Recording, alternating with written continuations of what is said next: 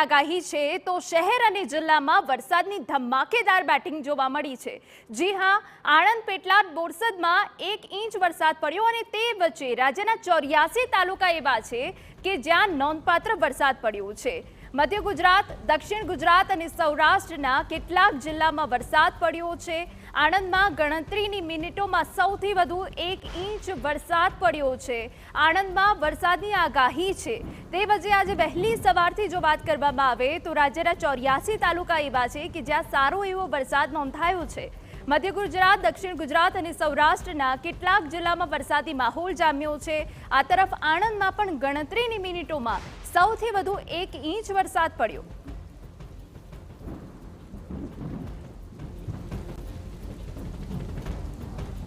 મધ્ય ગુજરાત, દક્ષિણ ગુજરાત અને સૌરાષ્ટ્રના કેટલાક જિલ્લામાં વરસાદી માહોલ છવાયો છે। તે વચ્ચે આણંદ શહેર અને જિલ્લામાં પણ વરસાદની ધમાકેદાર બેટિંગ થઈ। આણંદમાં પણ આજે ભારે વરસાદની આગાહી છે। આણંદ, પેટલાદ અને બોરસદમાં 1 ઇંચ વરસાદ પડ્યો છે। વઘાસી, ચિકોદરા, ગામડી, વિદ્યાનગર સહિતના જે ગ્રામ્ય વિસ્તાર છે ત્યાં પણ વરસાદી માહોલ જામ્યો। 1 ઇંચ વરસાદમાં આણંદના નીચાણવાળા વિસ્તારોમાં પાણી ભરાઈ ગયા। જોકે વરસાદ થતાં અનેક સ્થળે વીજળી ગુલ થઈ ગઈ। વીજળી ગુલ થવાથી MGBCL પ્રી મોન્સૂન કામગીરી પર સવાલ ઊભા થયા છે।